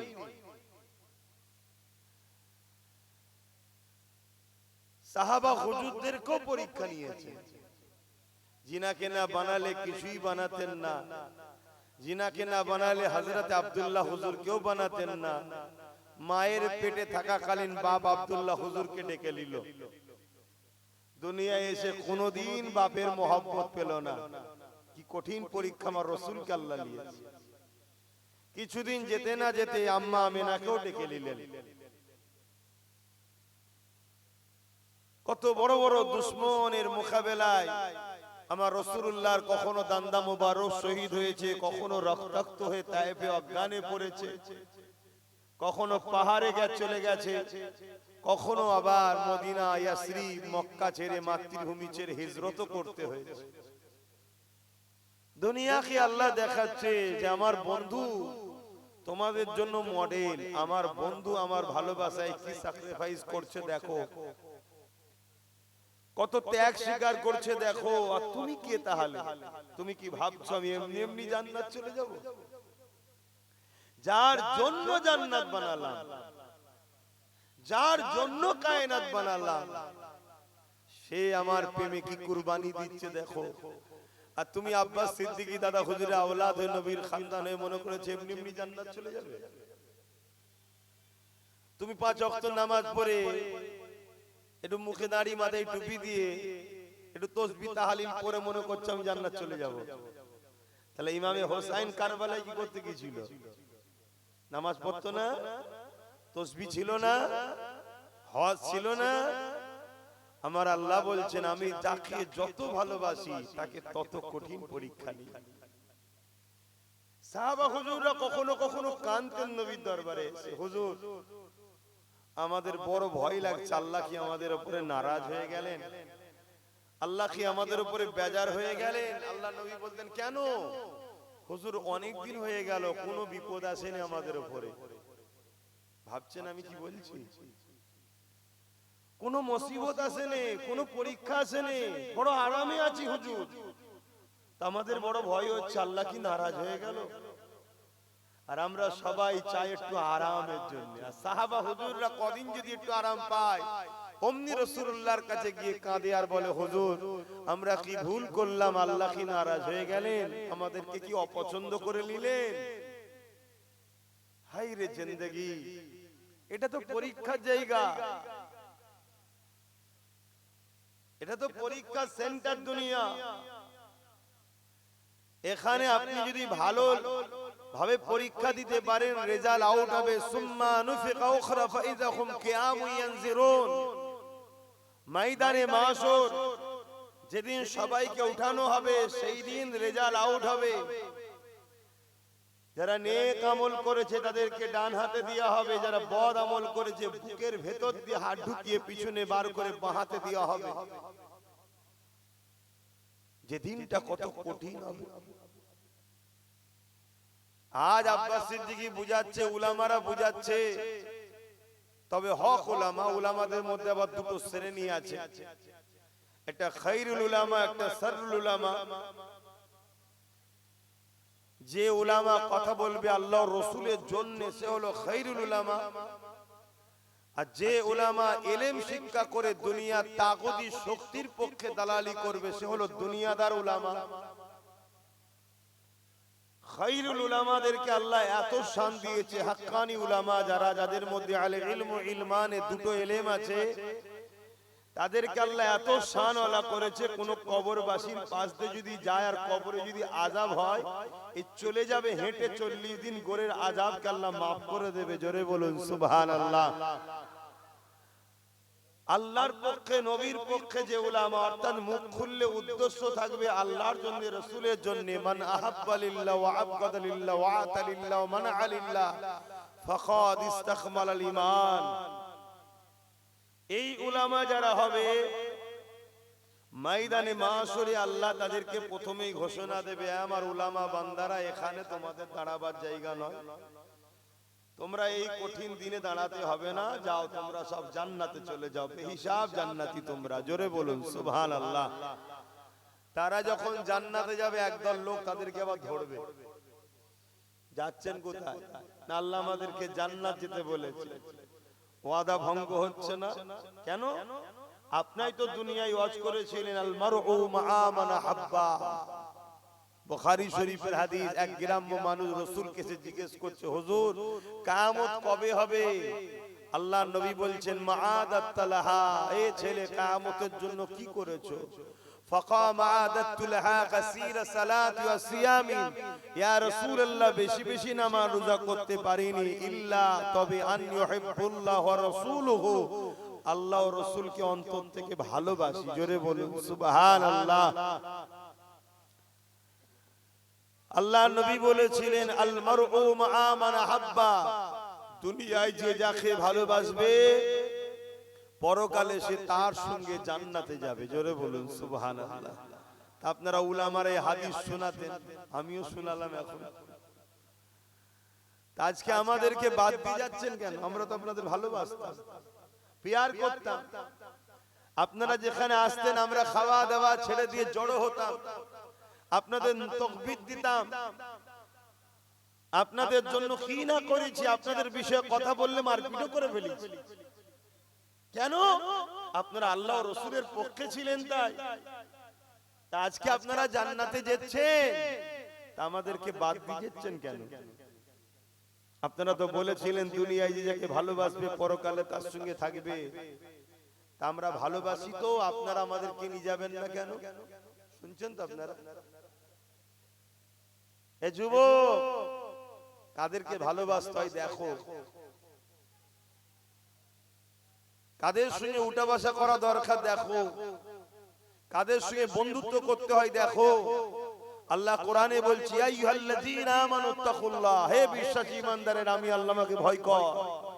অকুনু মা'আস সাদিকিন, সত্যবাদীদের অনুসরণ কর, সত্যবাদীদের দলভুক্ত হ। এই সত্যবাদী কারা? আল্লাহ নিজে বলছেন, ইহদিনাস সিরাতাল মুস্তাকিম। মুস্তাকিম যারা, মুস্তাকিম কারা? মিনান নবীন। মুস্তাকিম কারা? সিরাতাল্লাযীনা আন'আমতা আলাইহিম, যাদের উপরে আল্লাহ ইনাম দিয়েছে তাদের হলো মুস্তাকিম। তাদের রাস্তাটা হলো সরল সঠিক মুস্তাকিমের রাস্তা। কাদের উপরে আল্লাহ ইনাম দিয়েছে? আল্লাহ নিজেই বলছে মিনান নবিয়্যিন ওয়াস সিদ্দিকিন ওয়াস শুহাদা ওয়াস সালিহিন। এই চার শ্রেণী হলো আমার পেয়ারা বন্ধু, এরাই হলো সঠিক রাস্তার লোক। এদের সঙ্গে বন্ধুত্ব করো, এদের সঙ্গে দল করো, এদের সঙ্গে উঠা বসা করো, এদের সঙ্গে আত্মীয়তা করো, এদের সঙ্গে সম্পর্ক রাখো, কেন এদের সাথেই তোমরা জান্নাতে যাবে। জোরে বলুন সুবহানাল্লাহ। আর আমার যুবকরা, কাদের সঙ্গে দল করো, কাদের সঙ্গে বন্ধুত্ব করো, কাদের সঙ্গে উঠা বসা করো। আজকে তো আমরা ডাকলেও তোমরা অনেকে আসতে চাও না, যারা এসেছো আলহামদুলিল্লাহ। বিশ্বাসে মিলাই বস্তু, তর্কে বহুদূর। হতে পারে আজকের এই মজলিস যদি জান্নাতে যায়, আমরা পার হয়ে যাব। তর্ক করতে যাচ্ছি না। যদি যাই, যদি যাই কামিয়াবি আছে না নাই? কিন্তু জাহান্নামে যাবে এটা তো বলতে পারবে না কেউ। কোরআনের মাহফিল কি জাহান্নামে যায়? কিন্তু যদি আজকে কবুল হয়ে যায়, বলো বলো বলো, এগুলো ভাবতে হয়। সারা জীবন আড্ডা দিলাম মেলাতে, ফাংশনে, যাত্রায়, গানেতে, জুয়াতে, ফাঁসে, ফাজেল, বেহুদা, বেনামাজি, গাঁজাখোর, মাতাল, চরিত্রহীন, জালিম, বদমাই, লুটেরাদের পিছনে তো সারা জীবনটাই কেটিয়ে দিলাম। আর পরকালে আশা করছি আল্লাহর ওলির সঙ্গে জান্নাতি হবে। এটা কি হাস্যকর নয়? তো ভাইরা আমার দেখুন না, কাতার দিচ্ছে এবারে এই দিকে, আমার দুটো বাপ ওখানে বসে আছে, কাতার এবারে এই দিকে যাবে। আচ্ছা বলুন, আমার কি আর খদ্দের লাগবে মনে হচ্ছে? তাও আমি লোকটা খুব খারাপ, লোকের পিছনে লা লাগলে আব্বাস সিদ্দিকীর মনে হয় ভাত হজম হয় না। কি সমস্যা দেখুন, ওই কটা বাইরে বেরিয়ে আছে, বাইরে বসে আছে কিছু কটা। এটা চক্ষু লজ্জাও লাগে যে আমাদের ভাই আমাদেরকে ডাকছে, এসি আর নাই পালিয়ে যায়। আমি শুনেছি এক কান কাটা হলে নাকি বাজারে এক সাইড দিয়ে যায়, আর দু কান কাটা হলে বাজারের ভেতর দিয়ে যায়। দু কান কাটা দেখে এখনো বসে আছে। তোমাদের কি খবর? ধান তুলবে নাকি? কি গো, আমার কথা খারাপ লাগছে? হায় হায়, ভালো দুনিয়া নেই এখন, ভালোর ভাত নেই। কেড়ে নেবে, মেরে নেবে, বন্দুক দেখাবে, বোম দেখাবে, তারাই এখন নেতা। বড় বড় সব ডক্টর, বড় বড় এমবিবিএস, বড় বড় শিক্ষিত লোক দাঁড়ালে ভোট পাচ্ছে না। চোর ডাকাত, খুনি, বদমাই, লুটেরা, চরিত্রহীন, ডাকাত, ফেরেববাজ, বাটপার, তারাই সব জিতে যাচ্ছে। কি দুনিয়া এলো! এটা মাওলানা হাফেজ সাহেব, মৌলী সাহেবকে দাঁড় করিয়ে দাও, কি ফতোয়া চলবে বাপরে বাপ। আর তিনটে চারটে মার্ডার কেসের আসামি, কোনো ফতোয়া নেই। কি সমাজে ঘটছে না ঘটেনি? তো যা আমি যে কথা বলছিলাম, কিয়ামতের দিন আল্লাহ ওই আলেম বান্দারা আল্লাহ পাকের কাছে আবার আসবে। আল্লাহ পাক একদল লোক দুনিয়ায় আমাদেরকে পিয়ার করত, তারা আজকে ময়দানে মাহশরে দাঁড়িয়ে আছে। তারা আমাদের কাছে বলছে যে আমরা তাদেরকে যেন সাথে করে জান্নাতে নিয়ে যায়। কিন্তু রাসূল বলেছিলেন যে যাকে ভালোবাসবে তার সঙ্গে জান্নাতে যাবে। আজ আমরা শুনিয়েছিলাম, এই হাদিস শুনিয়েছি আমরা। আল্লাহ নবী আল্লাহ পাক বলবেন আমার বান্দা তো সত্য বলছে। এই ফেরেশতা যাও এই উলামা বান্দাদের সঙ্গে তাদের সাথীদেরকে মাননেওয়ালা, ভালোবাসা দিগকে জান্নাতি করে দাও। জোরে বলুন সুবহানাল্লাহ। ওই ছেলেটা ওকে হাত ধরে টানছে, বলছে আয় জান্নাতে আয়, আয় জান্নাতে আয়। ও বলছে আমি জান্নাতে যাব না, কপাল ফাটা জাহান্নামে যেতে হলে। কি কপাল ফাটা জাহান্নামে যেতে হলে যাবিনি যখন, কি করবি? আহা বাবেরা, আসি খুশিতে বলছি ঠিকই। ও বাবারে, সব বেঁধে বুঝে জলসা হয়, আর এগুলো গায়ে না দিলেও আবার ঠান্ডা লেগে যাচ্ছে। কিয়ামত তো কঠিন হবে, মাথার এক বেগদা ইখতিলা এক হাত উপরে আল্লাহ সূর্য নামিয়ে দেবে। মানুষ তার মাথার খিনুগুলো গলে গলে নাক দিয়ে ঝরে ঝরে পড়বে।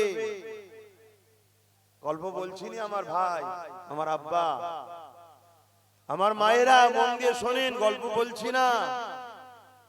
কিয়ামত এত কঠিন হবে যেদিনে বাপ ছেলেকে চিনবে না, ছেলে বাপকে চিনবে না, মা মেয়েকে চিনবে না, মেয়ে মাকে চিনবে না, অর্থাৎ চিনেও তার সাথ দেবে না।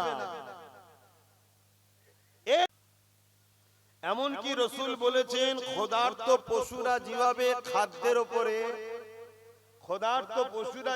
খাদ্যের উপরে ঝাঁপিয়ে পড়ে, আমার উম্মতের উপরে একদল মানবরূপী পশুরা ঝাঁপিয়ে পড়বে। আজকে বিভিন্ন জায়গায় মব লিঞ্চিং করে আমাদেরকে হত্যা করা হচ্ছে না? কথা বলেন, হচ্ছে না? হয়নি? কন্টিনিউ হচ্ছে, রোজ হচ্ছে। আরে মিডিয়ায় তো খুব কম আছে, এর থেকে আরো হাজারো গুণ হচ্ছে। যে কোন আমরা মিডিয়ায় দেখছি এটা তো খুব কম, এর থেকে আরো হাজারো গুণ মেরে ফেলে সব মেরে ফেলছে। আর যারা মারছে তাদের পিছনে শাসকদের হাত আছে। শাসক বলছে চিন্তা করিস না, খুব যদি বড় আন্দোলন হয় তোকে ধরে কোন রকম নিয়ে আসবো, শুধু আন্দোলনটাকে ট্যাকেল করার জন্য হালকা ধারা দেবো, টুক করে বেরিয়ে চলে যাবে, আবার কে মারবি? শুনছেন তো নাকি? কিছুদিন আগে দেখলেন না আমারই বাংলাতে ওই কে যেন প্যাটিস নাকি বিক্রি করতে গিয়ে মার খেলো? দেখেছেন তো নাকি? তবে মার খাওয়ার কপালও করেছি আমরা, কি করা যাবে।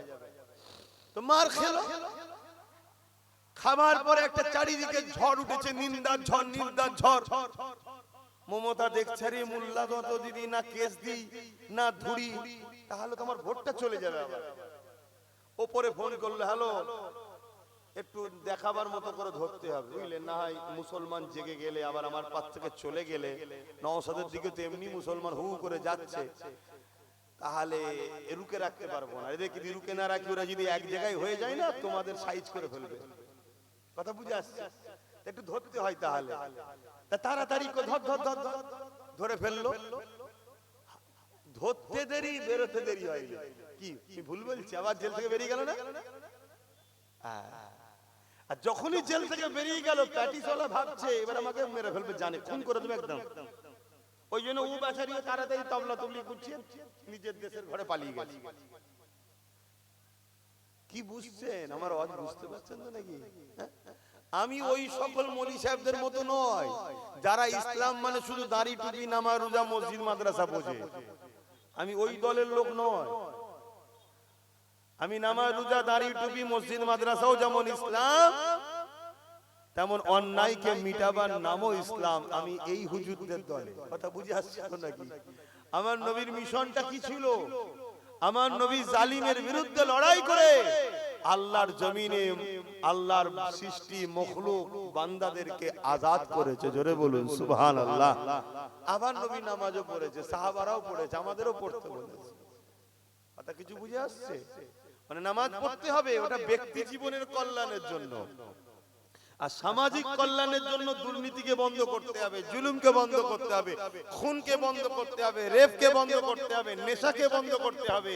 এটা কি ইসলাম নয়? কথা বলে। তো এইগুলো বন্ধ করতে গেলে ভালো ভালো রাজনীতির নেতাও দরকার আছে না? নাই? এই কথা বলছেন না? এখন আপনার মসজিদের ইমাম যদি বলে সামনে পঞ্চায়েতে এই বুথ থেকে আমি দাঁড়াবো, ওই গ্রামেই যারা নামাজ পড়তো তারা ইমামের বিরুদ্ধে প্রথম দাঁড়াবে, ঠিক তো নাকি? এই ইমাম সাহেব এই কাজ করলো কেন? ওই ইমামকে আর রাখা যাবে না। এই নামাজি গুলোকে দেখে আমার মাঝে মাঝে ভয় হয়, যদি উমর ফারুক যদি আজকে এসে বলতো আমি অর্ধেক পৃথিবী চালাই আবার নামাজ পড়বো, এই মুসল্লি গুলো উমর ফারুকের বিরুদ্ধেও লেগে যেত, ওর পিছনে নামাজ হবে না কেন? ও নেতা। কথা বুঝছেন তো নাকি? আমার কথা ভুল হয়ে গেল নাকি? তোমার গ্রামে বলো, প্রত্যেকটা গ্রামে সব থেকে স্বচ্ছ ভালো লোক কে? আমাদের মাঝে ইমাম। তো সেই ইমাম হয় কি করে? তারপরে নামাজ হবে না তো? ইমাম তো সে যে ওই গ্রামের মধ্যে সব থেকে ভিআইপি, তাই তো সেই ইমামতি করছে। তার পিছনে তবে দেখতে দেওয়া হবে। মসজিদে দাঁড়িয়ে আছে 50 জন, ওই 50 জনের মধ্যে থেকে যদি কেউ থাকে ইমামের থেকেও ভিআইপি, তাকে ইমামতি করতে হবে, শুনছেন তো নাকি? তাহলে সেই জায়গায় ইমামকে যখন আমি এত সৎ মনে করি, এত স্বচ্ছ মনে করি, এত ভালো মনে করি, তাহলে সেই ইমাম যদি বলে যে হারা আমি একটু দাঁড়াই না, তাহলে বিরোধী হয় কেন? আচ্ছা, ইমামকে দাঁড়াতে হবে না, ইমাম যদি বলে এক কাজ কর, আমি তো তোর ইমাম, আমার ভাইটা তো ও জেনারেল লাইনে পড়াশোনা করেছে, এলে একে কমসে কম দাঁড় করা, আমি দায়িত্ব নিচ্ছি, আমার ভাই কোনো সমস্যা করবে না, করলে আমি ইমাম আছি, ইমামের কথা বিশ্বাস করবে? তাহলে মুসলমান নিজের কওমে ধর্ম গুরুকেই বিশ্বাস করে না, এ জাতিকে লুটবে না তো কাদের লুটবে? আজ আমি আব্বাস সিদ্দিকী জলসা করি, ধর্ম প্রচার করি, আমি নাই কোনো জায়গায় দাঁড়াইনি, দেখুন আমি আমার ভাইটাকে দিয়েছি, তুই দাঁড়া, আর আমি লোককে বলেছি যে আমার ভাইয়ের সাথ দাও, আমি জিম্মেদার হচ্ছে আমার ভাইয়ের সাথ দাও। আমার কথা শুনে অনেক জায়গার মানুষ দিয়েছে, বিশেষ করে ধন্যবাদ জানাই ভাঙরের মানুষকে, তারা জিতিয়েছে আমার ভাইকে। কি আমার ভাই কাজ করছে না করে? পুরো বাংলায় সব জায়গায় লড়াই করছে না করে? হ্যাঁ কি না বলবে তো? না হয় সেটা বলো যে না করেন। আজকে একদিকে দিদি ওয়াকাবের বিরুদ্ধে, মুদি ওয়াকাবের বিরুদ্ধে, আর নওশাদ কি সুপ্রিম কোর্টে কেস চালাচ্ছে, এখনো যে কটা মসজিদ মাদ্রাসা কবরস্থানের উপর আঘাত হয়নি, এর কেস চালানো তো এখন রুকে আছে। এগুলো খোঁজ রাখেন আপনারা? আপনারা তো তা রাখবেন না কেন? 200 টাকা তো দেয়নি, মুরগির বিরিয়ানি দেয়নি, খোঁজ নেই।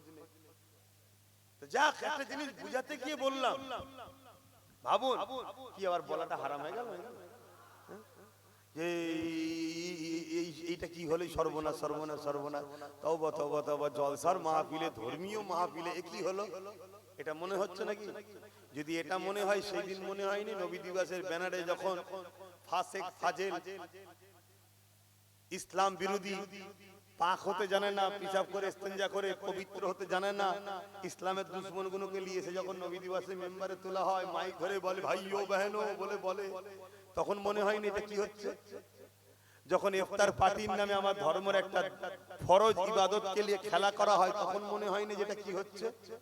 যখন কলকাতায় রেড রোডে ঈদের নামাজে মহিলাদের যেতে নেই, মুসলিম মহিলাদেরও যেতে নেই, সেখানে একটা মাদ্রাসা মসজিদ দুশ্মন মমতা যখন রেড রোডে যাচ্ছে, তখন মনে হয়নি যে নামাজকে নিয়ে রাজনীতি হচ্ছে? আমার কথাটাই মনে হচ্ছে রাজনীতি হচ্ছে। তাহলে জানতে হবে তুই কপাল ফাটা হয়ে গেছিস, এই জন্য আমারটাই তোর বুকে ব্যথা হচ্ছে, আর অন্যটা তোকে মনে হচ্ছে এটা ঠিক হচ্ছে। কি গো, আপনাদের বুকে কারো ব্যথা হয় না তো? যদি হয় ওই একই লাইন, তাই তো না? তাহলে ওই দিকটাই কেন রয়েছে তোমরা? দেখো কাকে বলছি, কে শুনছি।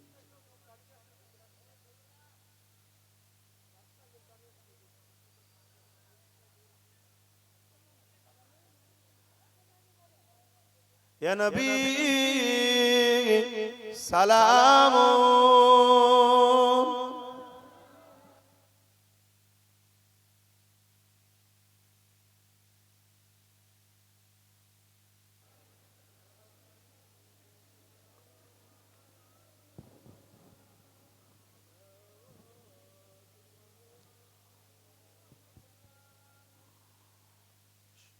যারা রাস্তায় আছেন নেমে আসেন না, এই সুযোগে নেমে আসেন চর্চা করে, এখনই তো দোয়া হবে।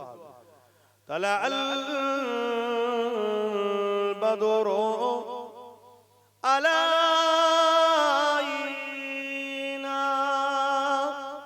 মিন শানিয়াতিল ওয়াদাই ওয়াজাবা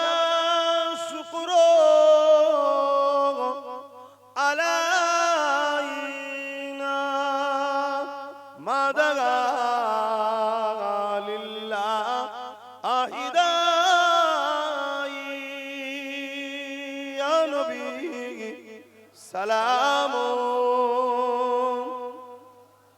ইয়া রাসূল ইয়া হাবিব সালাম।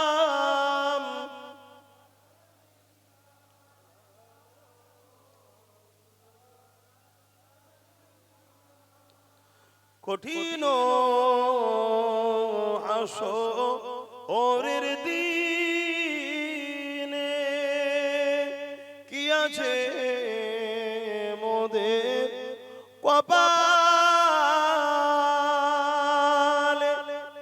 গুনাহগার উম্মাত আপনার লইবেন সঙ্গে মাহশরে নবী সালাম ইয়া রাসূল সালাম ইয়া হাবিব।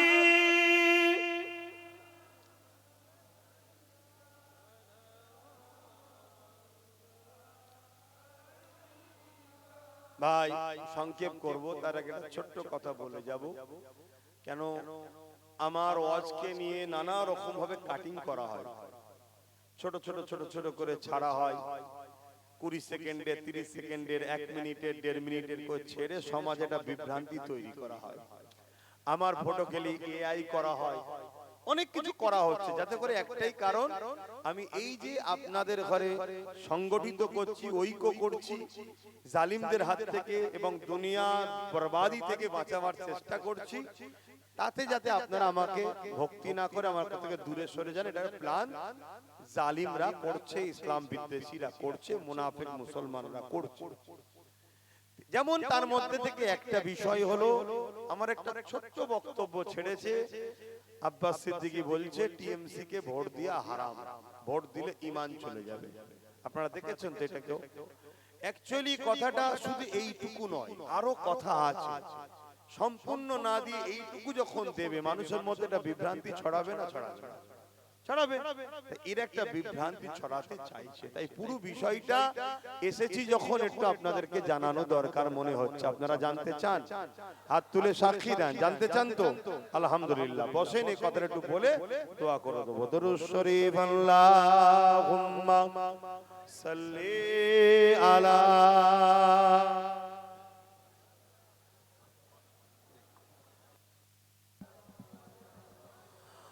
ওয়ালা আলি সাইয়্যিদিনা।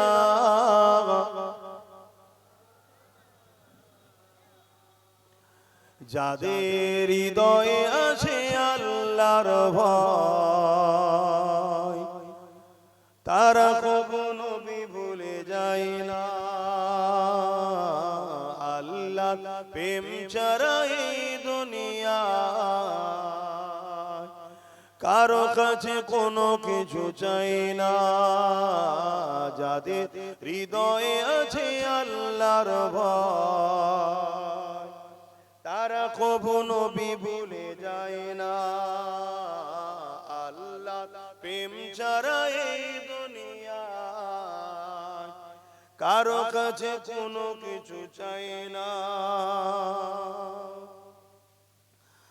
রাতের আঁধারে যারা সিজদাতে রয়, দু চোখের রসতে নদী যেন বয়।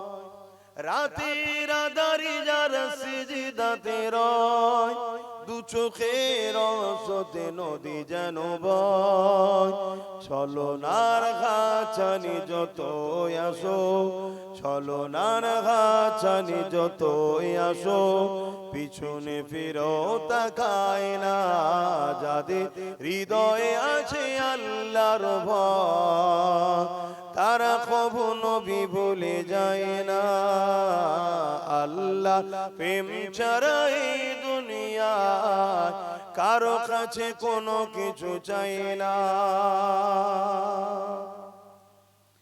দিন কায়েমের পথে যারা অবিচল, তারা হলো আল্লাহর প্রিয়জন। দিন কায়েম বলতে কি? দিন কায়েম বলতে কি? যারা এই জমিনের উপর থেকে অন্যায় মিটাতে চায়, ঘুষ মিটাতে চায়, দুর্নীতি মিটাতে চায়, জুলুম মিটাতে চায়, নারীদের অধিকার দিতে চায়, এতিমের অধিকার দিতে চায়, বিধবার অধিকার দিতে চায়, সাম্য শান্তি ন্যায় প্রতিষ্ঠিত করতে চায়, তাওহীদ এর রিসালাতের মেসেজকে প্রতিষ্ঠিত করতে চায়, তারাই তো হলো প্রকৃত আল্লাহর পেয়ারা। এটাই হলো ইসলাম। জোরে বলুন সুবহানাল্লাহ। দিন কায়েমের পথে যারা অবিচল, তারা হলো আল্লাহর প্রিয়জন। বাতিলের কাছে যারা হার মানে না, বাতিলের কাছে যারা হার মানে না, সংগ্রাম করে যায় অমরণ। যাদের হৃদয়ে আছে আল্লাহর ভয়, তারা কখনো নবী ভুলে যায় না। আল্লাহ প্রেম যারা এই দুনিয়া, কারো কাছে কোনো কিছু চাই না। আল্লাহুম্মা সাল্লি আলা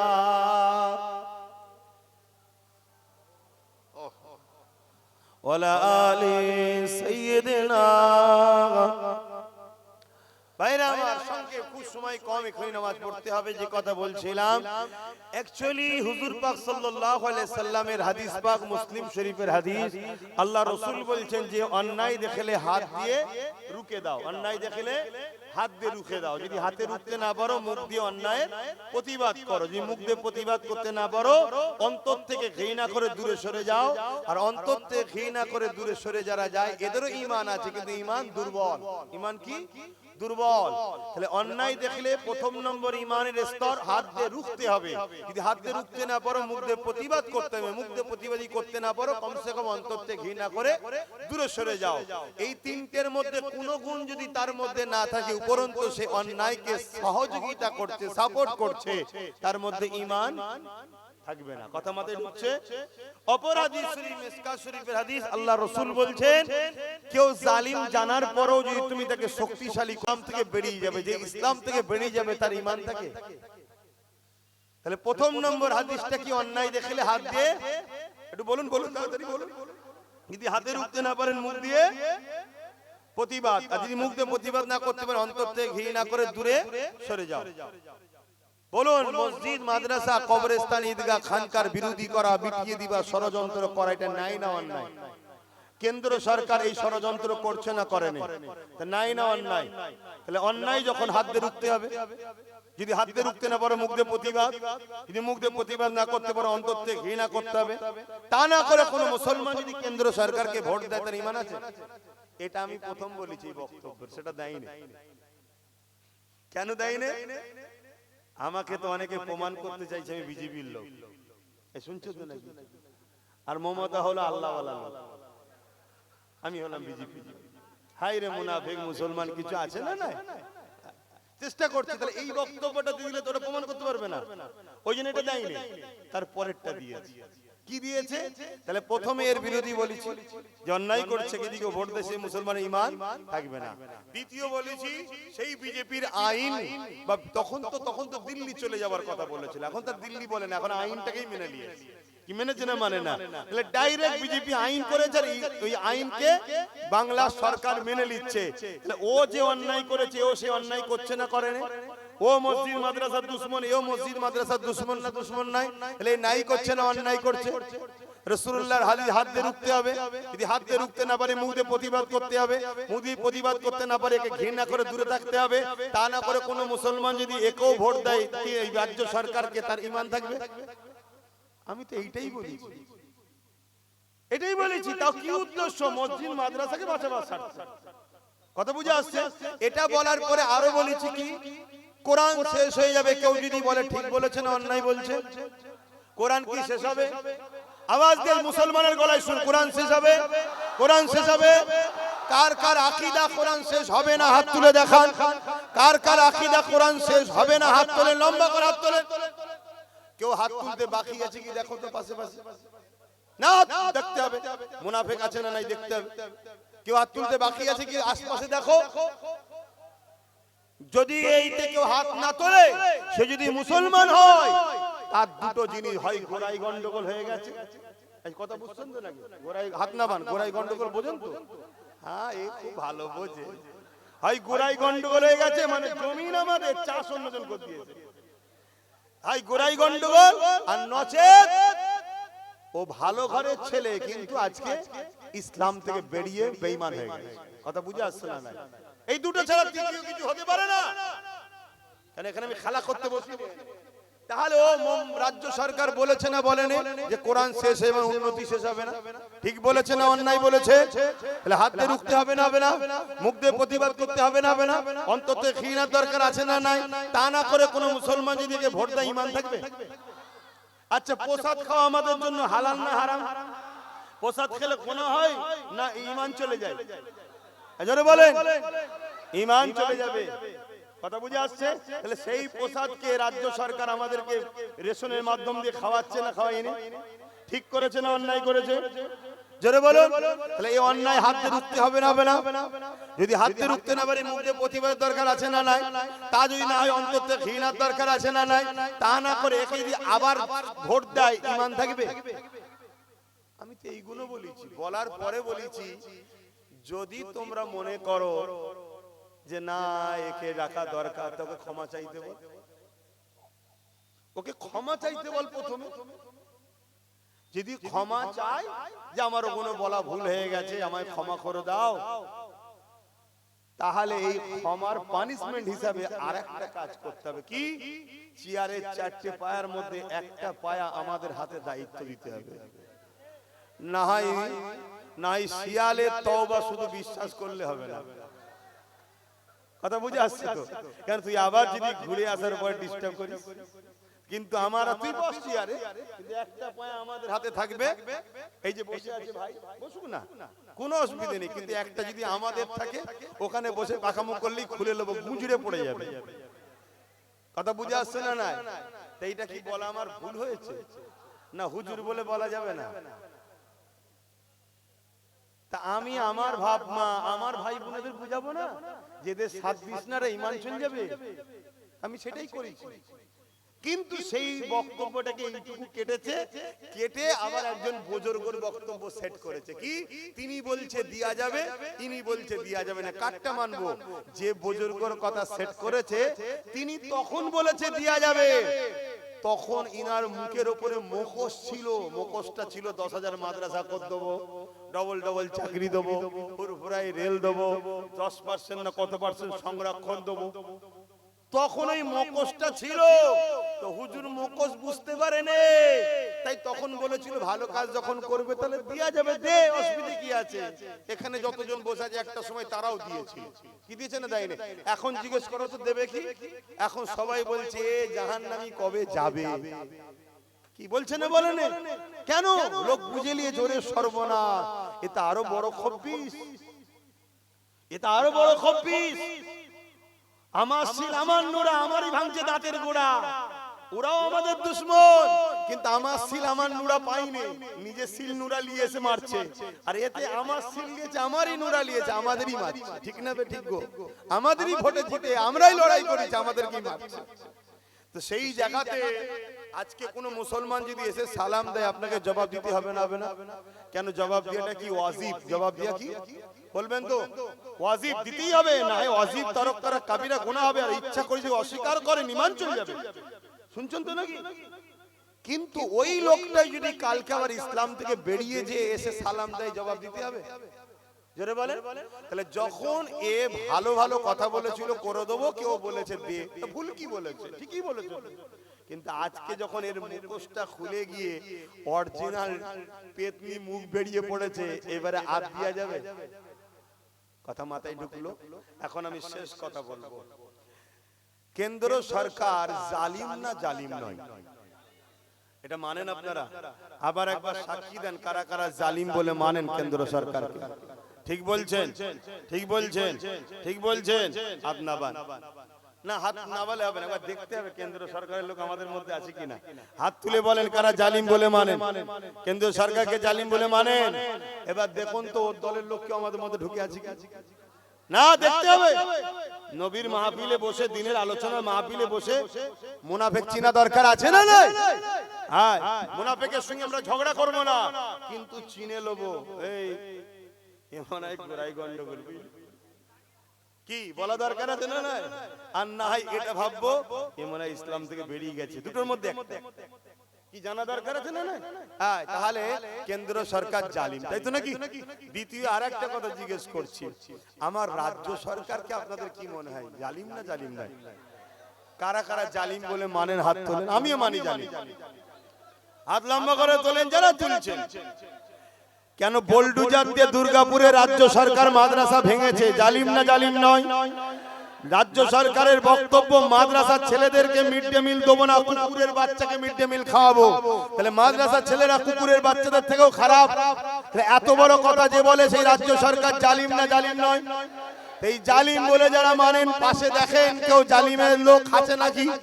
হাত তোলেন, এমন কেউ নেই তো? হাত নাবান, যদি কেউ হাত না তোলে সেগুলোকে চিনে রাখেন। ব্যাস ওই দুটোর মধ্যে একটা। শুনছেন না শোনেন না? আমার মাদ্রাসার দুশ্মন যদি তো জালিম নয়, তুই মুসলমান কে বললো? তুই তো মুসলিম ধর্মের মধ্যে কলঙ্ক। হয় আমার ধর্মে এসে গেছিস, অন্য কেউ চাষ করে দিয়েছে, আর নাই ছিলিস ভালো ছেলে, কিন্তু আজকে ধর্ম থেকে তুই বেরিয়ে গেছিস। দুটোর মধ্যে একটা, তিনটা কিছু হতে পারে না। এবারে রাসূলুল্লাহ কি বললেন মিসকা শরীফের হাদিস, যে জুলুম করছে দেখো, জানার পরেও তুমি যদি তাকে শক্তিশালী করার জন্য সাপোর্ট করো, তাহলে তার ঈমান। তাহলে কেন্দ্র সরকার জালিম, রাজ্য সরকারও জালিম, এরপরও যদি এদেরকে কেউ ভোট দেয় সেই মুসলমান থাকবে, ইসলাম থেকে বেরিয়ে যাবে। এটা আমার বাপের কথা না, রাসূলুল্লাহর কথা।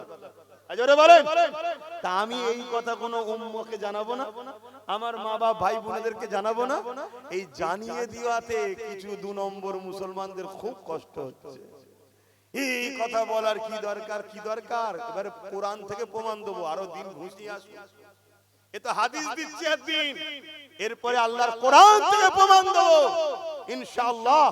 সে সব দলিল নোট করা হয়েছে, সব রেডি করে রাখা আছে, কোরআন থেকে প্রমাণ করে দেবো যেদেরকে আল্লাহর কোরআন কি বলছে এদের সম্বন্ধে।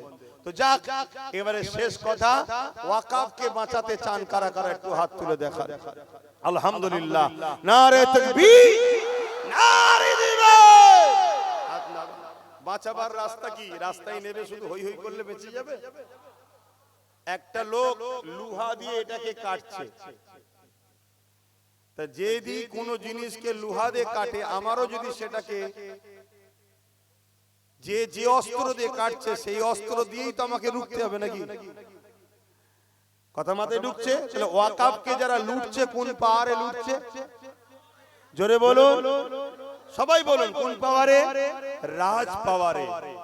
তাহলে আমাদেরকেও ওয়াকাফকে বাঁচাতে গেলে রাজ পাওয়ারের দরকার আছে না নাই? যে পাওয়ারে ওরা আইন করছে ওই পাওয়ার দখল করে আমাদেরকেও আইন করে আবার ফিরিয়ে নিতে। ওরাও 100 বছর ধরে টার্গেট করে আজকে এই জায়গায় গেছে, আমাদেরকেও তো সময় লাগবে, কিন্তু রাস্তা ছাড়তে হবে। অলরেডি আমি জানতে চাইছি, দিদি আর মোদি দুজন মিলেই ওয়াকাফের বন্ধু না দুশমন গো? দুশমন। অপর দিকে নওশাদ সিদ্দিকী নবী বংশের আওলাদ, ওয়াকাফের দুশমন না বন্ধু? সে অলরেডি সুপ্রিম কোর্টে কেস চালাচ্ছে, যেটা প্রথম বললাম। তাহলে এই জায়গায় যে ওয়াকাফ বাঁচাতে চাইছে, ওয়াকাফের হয়ে লড়ছে, ওয়াকাফের হয়ে জেল খেটেছে, আমি হুজুর হিসাবে আমি তো পারিনি, সে যখন করছে, আপনি ইমাম হিসাবে পারেননি, সে যখন করছে, তার সাথ দেওয়া দরকার আছে না নাই? কারা কারা আমার সঙ্গে একমত তার সাথ দেওয়া দরকার? হাত তোলে। আলহামদুলিল্লাহ, আল্লাহ কবুল করে বোন, আল্লাহুম্মা আমিন। কিন্তু 500-1000 বিক্রি হয়ে যাবেন না তো? যদি বিক্রি হন কি হবে বলেন তো? একটু শুনবেন না? একটু শোনেন কি হবে। এই কিছুদিন আগে বিহারে ভোট হলো, বিহারে শুনছেন তো? কিছুদিন আগে বিহারে ভোট হয়েছে। বিহারে ভোটে বিজেপির মিটিং এ গিয়ে অনেকে খুব নাচা নেমে যাচ্ছে। একটা বোন দেখছিলাম, একটা মাথায় হাত, একটা কোমরে হাত দিয়ে খুব নাচছে। তার কিছুদিন পরে দেখছি সেবার কাঁদছে। তো মিডিয়া জিজ্ঞেস করছে क्या बात है, क्यों रो रहे हो? बोलते अरे यार भाजपा वाला 10,000 रुपया दिए थे, हम तो वोट दे दिए, अभी वो लोग जीत के हमारा ही घर तोड़ रहे हैं। ওরা পয়সা দিয়েছিল, ভোট দিয়ে দিয়েছি যাদের বিজেপি কে, এখন তারাই জিতে আমাদের ঘর ভাঙছে। কাল তুমি যদি মনে করো যে পয়সা নিয়ে দিয়ে দেবো, খোদার ঘরকে যখন ছাড়েনি, তোমার ঘর কিরা ছাড়বে মনে হয়? এই ঘরটা ভাঙলে কেউ এর পাশের গ্রামের কেউ আসবে? কিন্তু খোদার ঘরের জন্য সবাই ঝাঁপিয়ে পড়বে। সেই ঘরে যদি এরা হাত দিবার সাহস দেখায়, তাহলে তুমি কি ভাবছো তোমায় ছেড়ে ছেড়ে? অতএব সময় এখনো আছে, নিজের পায়ে দাঁড়াও। আমি জলসা করি, আমি ধর্ম প্রচার করি, আমি হুজুর, আমি কোনো জায়গায় দাঁড়াতে পারছি না তো কি হয়েছে, কিন্তু আমার উচিত কেউ লড়ছে যখন তার সাথ দেওয়া দরকার, তাই নওশাদের সাথ আমি দিই, আপনারাও দেবেন। আর একটা কথা, এই নওশাদের দিকে শুধু মুসলমান নয়, সর্বধর্মের লোক ঢুকছে। এটাকে রুকার জন্য পরিকল্পনাও হচ্ছে। নতুন নতুন অনেককে নাবিয়ে দেওয়া হবে, নতুন অনেককে নাবিয়ে দেওয়া হবে। তারা অনেক আবেগ নিয়ে আসবে, কিন্তু তারা নিজেরা মুসলমান কি সন্দেহ আছে। দিদি বলেন এত বড় কথা বলছেন, হ্যাঁ আপনাকে খেয়াল রাখতে হবে তার ভবিষ্যৎটা কি, বর্তমানটা কি। আল্লাহ রসুল বলেছেন পাহাড় সরে গেছে বিশ্বাস করো, মানুষ পরিবর্তন হয়েছে সহজে বিশ্বাস। তাহলে কাল ভবিষ্যৎটা দেখতে হবে। গতকালকে কেউ একজন ইসলাম কবুল করলো, আজকে তাকে ইমামতির দায়িত্ব দিলেন, একটু দেখা দরকার আছে না? না ঠিক আছে, ভালো কথা এসেছে তো ভালো কথা, ওয়েলকাম, আহলান সাহলান, মুবারকবাদ, আসেন। কিন্তু আপনাকে দেখবো না 2-3 বছর, কি করছেন আপনি? আর এসেছে যেই খুশি হয়ে বুকা মুসলমান বলছে আপনি ইমামতি করেন, আপনি ইমামতি করেন। বলেন এর থেকে বড় বুকা আর কে আছে? একটু মাথায় রাখা দরকার আছে না? না, আমি জাতিকে বাঁচাবার স্বার্থে বলছি। আর তুমিও যদি সত্যি মুসলমান হও, তাহলে তোমারও তো মনে রাখ করা উচিত নয় যে আমি ইসলাম যখন কবুল করেছি, তাহলে সত্যি তো আমি এক্ষুনি কেন ইমামতি করব? আমার কিছুদিন বিশ্বাসের দরকার আছে না? না, আমার নবীকে আল্লাহ নবী করে পাঠিয়েছে না পাঠাইনি? কিন্তু 40 বছর ধরে মক্কায় মানুষের কাছে রাসূল পাক সাল্লাল্লাহু আলাইহি ওয়াসাল্লামের ব্যাপারটা বুঝিয়েছে, তারপরে প্রকাশ করিয়েছে যে দেখো সিস্টেম এটাই। কিন্তু হঠাৎ করে কেউ মুসলমান হলো আর তুমি তাকে বলছো চলে আসো, এটাই আমাদের ইমাম, ঠকতে হবে। দ্বিতীয় নম্বর, কিছু স্লোগান আছে যে স্লোগানের মধ্যে শিরক আছে, যে স্লোগানের মধ্যে শিরকের গন্ধ আছে। তার মধ্যে একটা স্লোগান হলো বন্দে মাতারাম। এই স্লোগানের মধ্যে শিরক আছে, শুনছেন তো নাকি? খুব সাবধান, এই স্লোগান দেওয়া যাবে। আমরা ভারতবর্ষের পূজা করি না, ভারতবর্ষের উপাসনা করি না, ভারতকে জানের থেকে বেশি ভালোবাসি, ভারতকে জান দিয়েছি, ভারতের জন্য রক্ত দিয়েছি, আগামীতেও দেবো, কিন্তু তা বলে ভারতের উপাসনা করি না। আমরা মুহাম্মদ সাল্লাল্লাহু আলাইহি ওয়াসাল্লামের উপাসনা করি না, আমরা উপাসনা করি একমাত্র কার? হ্যাঁ, একটু বুঝে বুঝে দল করো, দল করতে গিয়ে মুশরিক হচ্ছ না তো? এই কথা কোনো বলা দরকার আছে না? নাই? কে কে কষ্ট পেলেন? আল্লাহুম্মা আমিন। আয় আল্লাহ, আমার ডিউটি আল্লাহ, আমি চেষ্টা করছি বুঝাবার, আপনি কবুল করেন আল্লাহ। আপনি যদি কবুল না করেন আল্লাহ কিছুই হবে না। আল্লাহ আপনি কবুল করেন, আল্লাহ আমাদের আশা বসাকে কবুল করেন। নামাজের জন্য দোয়া ছোট করছি, আল্লাহ যে যা সাথে হাত তুলেছে কবুল করেন। আমার মা বোনদের সংসারে শান্তি দেন। সামান্য ভিক্ষালি আমার মা বোনেরা যেন ইসলাম বিদ্বেষীদের সঙ্গে সাথ না দিয়ে ফেলে। আল্লাহ আলেম উলামা ইমাম ভাই যারা আছে সবাইকে সংগঠিত ঐক্যবদ্ধ হওয়ার তৌফিক দেন। আয় আল্লাহ হাবিবের খাতে রহমত করে মেহেরবানি করে দোয়াকে কবুল করেন আল্লাহ। আমিন আমিন আমিন। বারহাক লা ইলাহা ইল্লাল্লাহু মুহাম্মাদুর রাসূলুল্লাহ সাল্লাল্লাহু আলাইহি ওয়াসাল্লাম। সকলে কাতার দেন, 20 মিনিট সময় আছে, ঘাবড়াবার কিছু নেই। কাতার দেন, নামাজ হবে। আমি মুসাফির হালে আছি।